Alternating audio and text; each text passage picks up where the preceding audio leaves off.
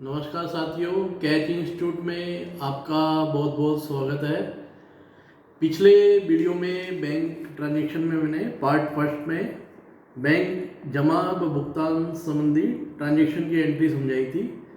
आज मैं bank transaction part second के बारे में जो बची हुई एंट्री है वो आपको इस वीडियो के द्वारा समझा रहा हूँ। तो कृपया करके बैंक संबंधी जो प्रविष्टि है उसको आप शुरू से लेके लास्ट तक जरूर देखिए इस वीडियो में, क्योंकि इसमें अधिकतर अकाउंटेंट गलती करते हैं। तो नेक्स्ट है इसमें अपने नेक्स्ट टॉपिक है बैंक ड्राफ्ट संबंधी प्रविष्टियाँ। बैंक ड्राफ्ट मतलब demand draft, DD, banker cheque, कुछ भी हो सकते हैं। तो सबसे पहले तो अपन को ये समझना है कि बैंक ड्राफ्ट का मतलब क्या होता है, डीडी क्यों बनाते हैं। मतलब इंटरव्यू पूछता है कई अकाउंटेंटों से, मैंने पूछा भाई डीडी क्यों बनाते हैं, तो अधिकतर 90% जवाब नहीं दे पाते। तो इसका मतलब सिंपल जवाब क्यों है, क्या है, बैंक ड्राफ्ट क्यों बनाया जाता है। फर्स्ट रीजन क्या है, आउटसाइड जो भी पार्टी होती है, मतलब जो लोकल से बाहर की जो पार्टियाँ होती है, मतलब वो अधिकतर क्या चेक से पेमेंट नहीं लेती। आजकल वैसे मल्टी सिटी चेक भी आ गए कई बैंकों में, लेकिन फिर भी अधिकतर जो पार्टी है आउटसाइड वो किससे पैसे लेती है, अपने ड्राफ्ट से, डीडी से, शॉर्ट में डीडी बोलते हैं। तो उससे क्या होता है, जो डीडी से पेमेंट उनके सेम डे या नेक्स्ट डे तक क्लियरिंग में आ जाता है, उनके खाते में जमा हो जाता है मतलब, और चेक को क्लियर होने में टाइम लग जाता है। इसलिए बाहर की जितनी भी पार्टियाँ हैं वो डीडी से पेमेंट लेना पसंद करती है मतलब।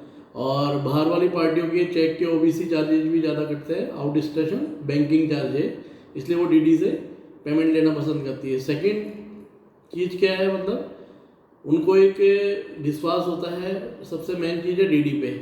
डीडी बन गया तो डीडी का मतलब बैंक का खुद का चेक, बैंकर चेक, जो कभी बॉन्ड्स नहीं होता। कोई क्लियर के लिए मिस्टेक होती है जब भी बॉन्ड्स होता है। और पार्टी जो चेक देती है उनको डर रहता है भाई पार्टी का चेक रिटर्न भी हो सकता है, फंड्स इनसफिशिएंट हो, तो वो अधिकतर पेमेंट कहीं से लेती है, डीडी से। तो ये दो रीजन होते हैं मेन, जिसके कारण पार्टी को अपन को डीडी से पेमेंट करना पड़ता है मतलब। तो जब मैं प्रैक्टिकल आपको एक अकाउंटेंट का कार्य समझाऊंगा, उसमें सारा आपको बताऊंगा डीडी कैसे बनाते हैं, क्यों बनाया जाता है, किस तरीके से स्लिप भरी जाती है, ये सारा उसमें बताऊंगा। मैं अभी यहाँ पे सिर्फ प्रविष्टि बता रहा हूँ। तो बैंक ड्राफ्ट संबंधी प्रविष्टि में है, यदि अपना बैंक में खाता है और चेक देख के भी अपन बैंक से ड्राफ्ट बना सकते हैं पार्टी के नाम। तो यदि चेक दे के बैंक ड्राफ्ट बनाया है तो बैंक को अपन के योर सेल के नाम से चेक इशू करेंगे, कमीशन सहित राशि जोड़ के। जैसे 10,000 रुपये राणा साड़ी को डीडी से भुगतान किया, और इसको बनाने में क्या लगा, जैसे फॉर एग्जांपल 100 रुपये बैंक कमीशन के लगे, तो अपन को बैंक को क्या देना है, अगर अपना बैंक में खाता है तो योर सेल के नाम से 10,100 का चेक इशू करना है, और साथ में क्या बननी है, डिपॉजिट स्लिप। उसके बदले बैंक क्या देगा, 10,000 रुपये का खुद की चेक बुक में से चेक इशू करेगा, बैंकर चेक बोलते हैं उसको, राणा साड़ी के नाम। तो उसकी अपन एक क्या एंट्री करेंगे, राणा साड़ी अकाउंट डेबिट 10,000 रुपये, बैंक कमीशन अकाउंट डेबिट 100 रुपये, और टू बैंक 10,100 रुपये।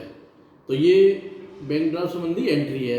अगर अपन किसी अदर बैंक में कैश दे के बनाते हैं ड्राफ्ट, कैश दे के बना सकते हैं, तो बैंक डीडी स्लिप के साथ कैश डिपॉजिट स्लिप और बननी पड़ेगी अपन को। तो सेम एंट्री रहेगी, राणा साड़ी account debit, bank commission account debit और टू कैश। तो ये बैंक ड्राफ्ट संबंधी प्रविष्टि में अपन को ध्यान रखना है मतलब। और दोस्तों इसमें ये है कि अगर बैंक कमीशन का पैसा अपन पार्टी से लेते हैं तो इसके दो तरीके हैं।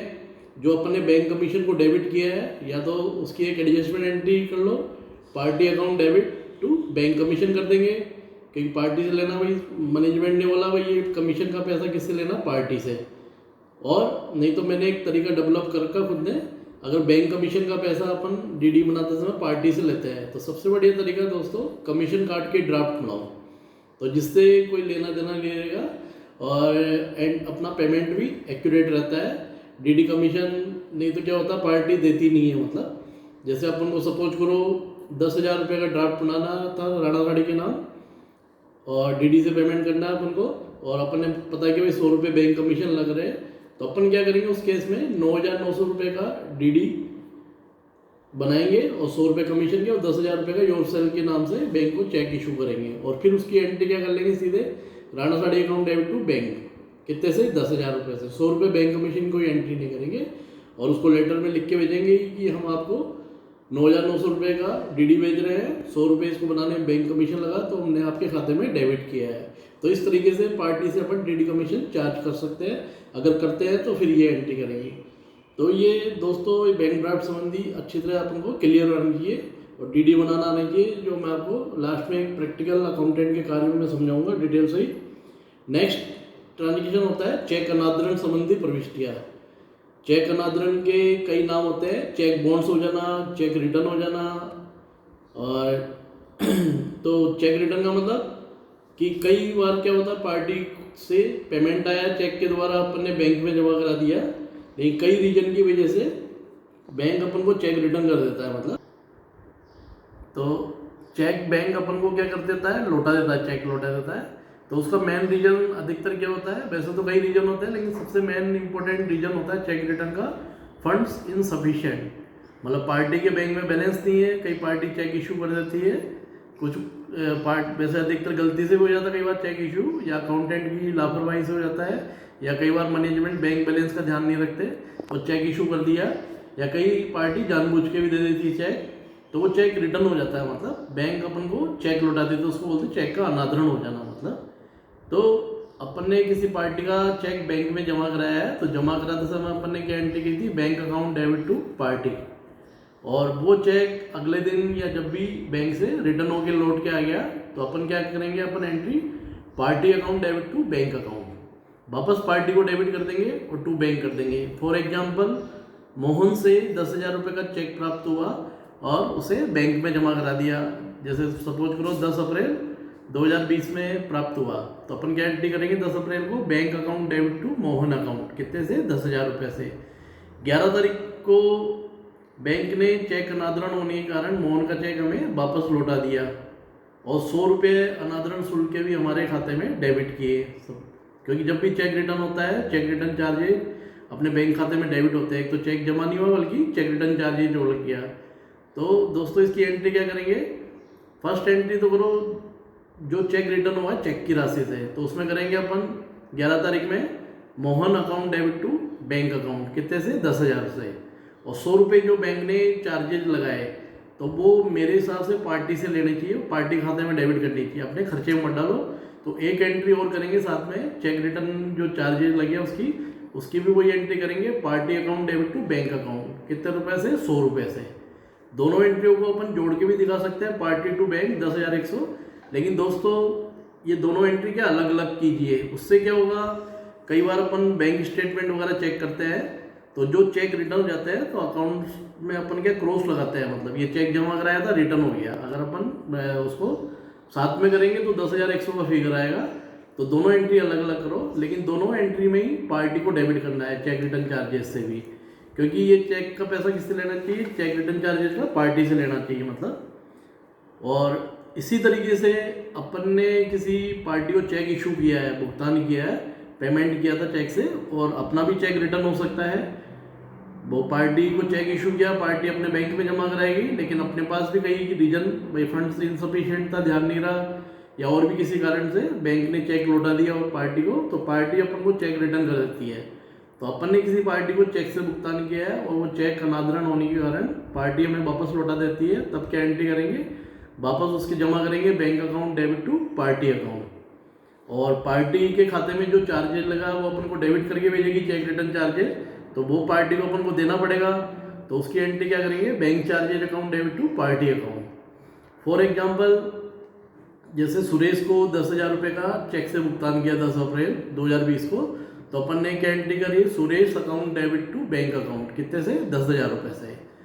12 तारीख को हमारे बैंक से चेक अनादरण हो गया और सुरेश ने हमें चेक वापस लौटा दिया अनादरण होने के कारण, और 100 रुपये सुरेश ने हमारे खाते में भी डेबिट किए चेक रिटर्न चार्जेज के। तो क्या एंट्री करेंगे दोस्तों, फर्स्ट एंट्री करो bank account debit to Suresh account, कितने से, 10,000 रुपये से। वापस जमा कर लिया अपन ने उसके खाते को, और 100 रुपये सुरेश मांग रहा है कहेंगे चेक रिटर्न चार्जेज के जो भी उसके खाते में लगे हैं, तो उसकी एक एंट्री करेंगे bank charges account debit to Suresh, क्योंकि ये अपन को भुगतना पड़ेगा, अपनी गलती हुई है क्योंकि अपने किसी रीजन के कारण चेक रिटर्न हुआ है। और दोस्तों जो अपने बैंक में चार्जेज, अपने बैंक में भी चार्जेज लेंगे चेक रिटर्न चार्जेज, तो अपना खुद का चेक रिटर्न हुआ तो वो तो अपना खर्चा है ही, तो उसके तो बैंक चार्जेज टू बैंक कर ही लेंगे जब भी स्टेटमेंट आएगा। और पार्टी जो चेक रिटर्न चार्जेज मांग रही है बैंक चार्जेज टू पार्टी करेंगे। तो दोस्तों ये चेक रिटर्न चार्जेज की एंट्री में अपन को ध्यान से प्रविष्टि करनी चाहिए। अधिकतर अकाउंटेंट इसमें गलती करते हैं मतलब, और फिर भी दिक्कत है तो मेरे से आप पर्सनली फ़ोन से आप पूछ सकते हो, अगर समझ में नहीं आएगी इस वीडियो के द्वारा और आप क्वेश्चंस करोगे तो अपना आप समझ में आ जाएगी। तो बिल्कुल सिंपल है चेक रिटर्न चार्जेज की, तो ये वीडियो अच्छी तरह सुनना आप, इसमें चेक रिटर्न चार्जेज खास तौर से।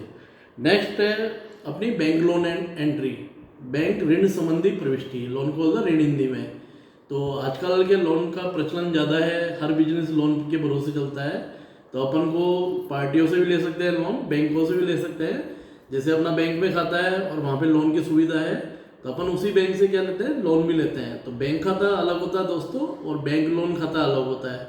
कई मैंने स्टूडेंट्स के इंटरव्यू लिए हैं कि बैंक लोन खाते का भी ग्रुप बैंक डाल रहे हैं टैली में, और बैंक खाते का भी ग्रुप बैंक डाल रहे हैं। तो ये दोस्तों दोनों खाते क्या होते हैं, अलग अलग होते हैं। बैंक खाता क्या है अपना, जिसमें अपना करेंट अकाउंट या ओडी या सीसी अकाउंट चलता है, जिसमें अपने लेन देन चलते रहे। लोन खाता क्या है, लोन से संबंधित ट्रांजेक्शन होते हैं मतलब, तो दोनों खाते अलग होते हैं। तो अपना बैंक में खाता है तो उसी बैंक से अपन क्या लोन के लिए अप्लाई किया और लोन सेक्शन हो गया। जैसे एसबीआई बैंक से 1 लाख का ऋण लिया और बैंक खाते में जमा करा दिया अपन ने, वहीं पे एसबीआई में ट्रांसफर हो जाता है बैंक खाते में, और अपन डिपॉजिट से लिए भी अब पैसे जमा कराते जब भी बैंक में जमा कराना पड़ता है। तो दोस्तों क्या एंट्री करेंगे, बैंक अकाउंट डेबिट और टू बैंक लोन अकाउंट। अपन अलग अलग बैंक खाते हैं या अलग अलग लोन खाते हैं तो नाम भी लिख सकते हैं, SBI bank account debit to SBI bank loan account. कितने से, 1 लाख रुपए से। तो ये बैंक ऋण में कोई भी लोन लिया है तो बैंक खाते में ट्रांसफर हो गया है, जमा करा दिया, बात वही है। तो बैंक खाते को डेबिट करना है और लोन खाते को जमा करना है। अब दोस्तों कोई भी अपन लोन लेते हैं तो उस पर इंटरेस्ट अपन को डेबिट होता रहता है, महीने की महीने भी होता है, कईयों से अपन साल के एंड में भी डेबिट होता है, या 6-6 महीने से होता है, क्वार्टरली बेस पे भी होता है। लेकिन बैंकों से लोन लेते हैं तो अधिकतर क्या महीने की महीने डेबिट होता है। तो बैंक लोन पे अपन को क्या इंटीमेशन मिलती रहती है कि आपके लोन खाते में इतना इंटरेस्ट डेबिट किया। तो दोस्तों उसकी एंट्री क्या करनी है, अपने उसको जमा खर्च करना है लोन खाते में। जैसे बैंक ऋण पे बैंक अपने जो 1 लाख का लोन लिया था, बैंक ऋण पे 10,000 रुपये ब्याज के डेबिट किए, सपोज करो पूरे साल भर में डेबिट किए, तो क्या एंट्री करेंगे दोस्तों अपन, interest account debit to bank loan account. कितने से, 10,000 रुपये से। तो अपना लोन का बैलेंस कितना हो गया, 1,10,000 रुपये। और बैंक ऋण का भुगतान करते समय दोस्तों क्या एंट्री करेंगे, जब भी अपन लोन रिपेमेंट कर रहे हैं, चाहे ब्याज समेत करो या प्रिंसिपल करो, तो बैंक लोन खाते को तो डेबिट करना है और बैंक खाते को क्रेडिट करेंगे। तो bank loan account debit to bank account, या अपने ईसीएस सिस्टम से कर रखा पेमेंट, तो किस्तें निकलती रहती है अपने बैंक खाते से, तो या चेक दे के करें, बात वही है। तो बैंक लोन अकाउंट को डेबिट कर दो जितने रुपए का पेमेंट हो रहा है, और टू बैंक कर देंगे। और इंटरेस्ट की एंट्री नहीं करेंगे क्योंकि इंटरेस्ट की ऑलरेडी अपने जमा खर्च कर ली। तो ये दोस्तों ये लोन संबंधी प्रविष्टियों में अपन को ध्यान रखना है, यहाँ पे भी कई अकाउंटेंट गलती करते हैं मतलब। और लास्ट है बैंक ट्रांजेक्शन में बेचान संबंधी प्रविष्टि है। बेचान को इंग्लिश में क्या बोलते हैं, एंडोर्समेंट एंट्री। वैसे तो एंडोर्समेंट का प्रचलन नहीं के बराबर है, लेकिन कई बार इसकी अगर कोई एंट्री आती है तो अपन इसकी प्रविष्टि कर सकते हैं। और एंडोर्समेंट ये ध्यान रखो दोस्तों, 10,000 रुपये से कम के चेक की ही प्रविष्टि अलाउ होती है, मतलब वियर चेक की अलाउ होती है। मतलब अकाउंट पे ही चेक, कई मतलब चेक में आपको आगे बताऊंगा। अकाउंट पे ही चेक का मतलब है ऐसा चेक जो अपने नाम से तो इश्यू होता है और उसको अकाउंट पे ही कर दिया जाता है, वो अपने बैंक में ही जमा होगा, उसको तो अपन एंडोर्समेंट नहीं कर सकते।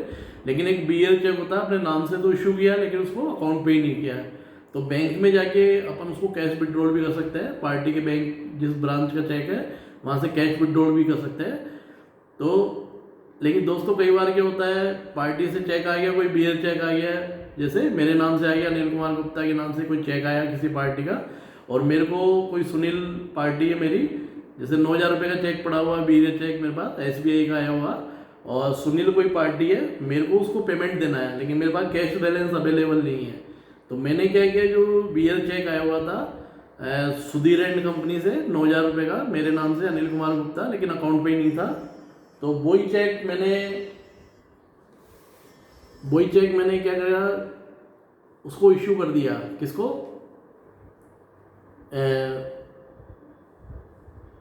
सुनील को मैंने 9,000 रुपये का चेक इशू कर दिया, तो उसकी एंट्री क्या करूँगा मैं, सुनील अकाउंट डेबिट, सुनील को तो डेबिट कर दूंगा, और सुधीर से मेरे पास चेक आया था उसको मैं क्रेडिट कर लूँगा।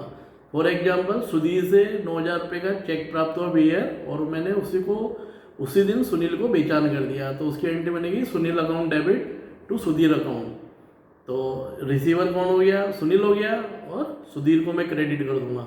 भाई सुधीर को कोई मतलब नहीं है कोई भी उसके बैंक से पैसे निकाले, लेकिन मेरी पुस्तकों में न तो कोई चेक इन हैंड आया न कोई बैंक में गया, तो इसको बोलते हैं चेक का एंडोर्समेंट कर देना। मतलब नेक्स्ट है, यदि कोई चेक प्राप्त कर रखा है अपन ने, चेक प्राप्त करने की प्रविष्टि के बाद अगले दिन बेचान किया एंड ओवर, जैसे इसी एग्जाम्पल में सुधीर से 10 अप्रैल को चेक प्राप्त हुआ, तो cheque in hand to Sudhir कर रखी है, और सुधीर से प्राप्त चेक को अगले दिन मैंने सुनील को बेचान कर दिया, तो उस दिशा में क्या करूँगा, Sunil account debit to cheque in hand account, क्योंकि सेम डे बेचान नहीं हुआ। तो दोस्तों ये एंडोर्समेंट एंट्री में ध्यान रखना है।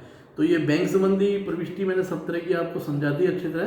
तो दोस्तों बिल्कुल सिंपल होता है, और ये मैंने पार्ट 1 वीडियो में एक शुरू में ही मूल मंत्र बताया था कि जब भी बैंक रिलेटेड प्रविष्टि करो तो अपने बैंक बैलेंस को ध्यान में रखो, कभी गलती नहीं करोगे। अपन से बिल्कुल सिंपल स्टेप है, बैंक से रिलेटेड कोई भी ट्रांजेक्शन है, अगर बैंक का बैलेंस कम होता है तो बैंक खाता क्या होगा, हमेशा क्रेडिट होगा, और बैंक का बैलेंस बढ़ता है तो डेबिट होगा। और जिस खाते से बढ़ रहा है बैंक बैलेंस उस खाते को अपन क्या कर दो, जमा कर दो, और जिस खाते से घट रहा है उसको अपन डेबिट कर दो, बैंक मतलब दूसरे जो जिस खाते के द्वारा अपना बैंक बैलेंस कम हुआ है। तो बिल्कुल सिंपल स्टेप है कि बैंक का बैलेंस अगर इंक्रीज होता है अपने व्यापार में तो बैंक खाता दोस्तों हमेशा डेबिट होगा, और बैंक का बैलेंस अपना डिक्रीज होता है, घटता है तो क्रेडिट होगा। और बैंक अपना पर्सनल अकाउंट मान के प्रविष्टि करनी है, तो कहीं गलती नहीं करोगे। तो दोस्तों मैं आशा करता हूँ ये बैंक रिलेटेड सब तरह की एंट्री मैंने समझा दी है आपको, पार्ट 1 के द्वारा समझा दी थी, पार्ट 2 के द्वारा। तो आप ये सारी सब तरह की एंट्री मैं आपको समझा चुका। तो ये सारे जो एंट्री के वीडियो मेरे रिवाइज करना, और मैंने कई स्टूडेंट को एग्जाम के हिसाब से 50 एंट्री वाला क्वेश्चन भेजा है, इसीलिए आज मैंने ये वीडियो रह गया था मेरा, तो सुबह में ये वीडियो बनाया है। तो ये सारे वीडियो सुनने के बाद वो 50 एंट्री वाला क्वेश्चन करना, 100 नंबर का क्वेश्चन है, जो मैंने आपको क्वेश्चन भेज चुका है, नहीं भेजा तो भेज दूंगा, और उसके मेरे को आप मंडे तक जवाब देना। तो वो देखते हैं कि आपके 100 में से कितने नंबर आते हैं। तो दोस्तों मैं आशा करता हूँ कि आप जो मेरे पढ़ाई के तरीके से खुश होंगे, और मैं आपको पिछले वीडियो में भी किया है कि मेरे जो भी वीडियो है शुरू से लेकर लास्ट तक देखिए। ये नहीं कि मतलब ये कोई अपन अकाउंटिंग का कोई व्यू देख रहे हैं, अगर आपको अकाउंट सीखना अच्छे से तो सारे वीडियो शुरू से लेकर लास्ट तक देखिए, इससे आपको फ़ायदा होगा। जो रजिस्टर्ड स्टूडेंट है उनको तो देखना ही है, और जो स्टूडेंट रजिस्टर्ड नहीं हो उनको भी देखना। उससे क्या होगा, अगर उनको सीखने की इच्छा होगी तो कभी न कभी जरूर जुड़ेंगे मेरे से। तो ये मैं चाहता हूँ मेरे जितने वीडियो लाइक एंड सब्सक्राइब कीजिए, और आपको बहुत अच्छा लगता है तो अपने दोस्तों, फ्रेंड्स, रिश्तेदारों को भी बताइए, जिससे वो भी मेरे अनुभव का फ़ायदा ले सके। और समय समय पर नोटिफिकेशन प्राप्त करने के लिए बेल आइकन को क्लिक करते रहिए, तो आपको तुरंत नोटिफिकेशन मिलते रहेंगे। तो इसी आशा के साथ मैं समझता हूँ ये मैंने सब तरह के ट्रांजेक्शन समझा दिए, और फिर भी किसी को दिक्कत है तो मेरे मोबाइल नंबर पे आप कभी भी कांटेक्ट कर सकिए। और अभी ऑनलाइन के जो एडमिशन चालू है, आप 1100 रुपये दे के रजिस्ट्रेशन करा लिए, या मेरा मोबाइल नंबर है 9828011730 पे बात कीजिए जो भी है। तो 1100 रुपये रजिस्ट्रेशन फीस है, 15,000 रुपये टोटल पूरे कोर्स की फीस है। उसमें आपको पूरा मैनुअल, टैली और टैक्स मतलब जो पूरा कोर्स है अपना पूरा डिटेल से ही समझाऊंगा मैं आपको। और मैंने आपको पिछले वीडियो में बताया था, फिर भी किसी को दिक्कत है, और एक लाइफ टाइम प्रॉब्लम की सुविधा हमेशा रहेगी। और फिर भी जब भी ऑफलाइन चालू होती है, किसको कोई प्रॉब्लम है तो प्रॉब्लम्स के लिए मेरे से ऑफलाइन क्लास में आके पूछ सकता है, टाइम लेके, कोई मना ही नहीं है मतलब। और दोस्तों अब बैलेंस जो 1100 तो रजिस्ट्रेशन करा लीजिए, और 15,000 जो बैलेंस फीस है आप जब भी 7 दिन के बाद दे सकते हो। आपको 1 किस्त में दे सकते हो, प्रॉब्लम है 2 किस्त में, नहीं तो 3 किस्त में भी उसको पेमेंट कर सकते हो 5,000 की, कोई दिक्कत नहीं है। पैसा कहीं नहीं जाता, लेकिन आप मन लगा के पढ़ाई करो, जो भी मेरे से जुड़िए, नहीं तो कोई फायदा नहीं है। मैं चाहता हूँ आप सक्सेस हो तो मैं सक्सेस, मेरे से वही स्टूडेंट जुड़े जिनकी पूरा ऑब्जेक्ट है चीफ अकाउंटेंट लेवल तक मास्टरी करना। और ये दोस्तों मेरा वादा है, मैं आपको एक अकाउंट्स के क्षेत्र में पूरा मतलब इतना ट्रेन कर दूंगा कि लाइफ में कभी अकाउंट्स का काम करने में दिक्कत नहीं होगी। जॉब तो आपको मिल ही जाएगी खुद के लेवल पे भी, और मेरे पास जो आती है वो भी रेफर करते रहेंगे, और एक आपकी लाइफ सिक्योर्ड हो जाएगी आगे के लिए। आप कहीं पे भी अकाउंट्स के क्षेत्र में जॉब कर सकते हो। तो नेक्स्ट वीडियो आपको एक अकाउंट्स का एक मोटिवेशन का मैं आपको बहुत बढ़िया समझाऊंगा अकाउंटेंट की जॉब के बारे में, अकाउंटेंट का क्या फ्यूचर होता है, क्या सिक्योरिटी होती है। तो आपने अभी तक मेरा वीडियो सब्सक्राइब नहीं किया तो जरूर कर लीजिए, क्योंकि वो वीडियो मिस नहीं होना चाहिए आपसे। तो नेक्स्ट वीडियो में संडे को आपको एक मोटिवेशन वीडियो दूंगा, तो जिससे आपको एक इच्छा जागृत होगी अकाउंट्स का काम सीखना है। और अकाउंट्स का काम सीखने से क्या होगा दोस्तों, अकाउंट्स का काम सीख के अपन अकाउंट्स की जॉब तो कर ही सकते हैं, अपन बिजनेसमैन है तो खुद का अकाउंट्स भी कर सकते हैं। और कभी भी अपनी परिस्थिति कभी कुछ हो गई तो अकाउंट्स की नौकरी कभी भी कर सकते हो आप, मतलब तो अकाउंट्स हमेशा काम आने वाली चीज़ है दोस्तों। इसी के साथ मैं आपसे विदा लेता हूँ और आशा करता हूँ ये वीडियो आप ध्यान से सुनिए। जय हिंद, नमस्कार।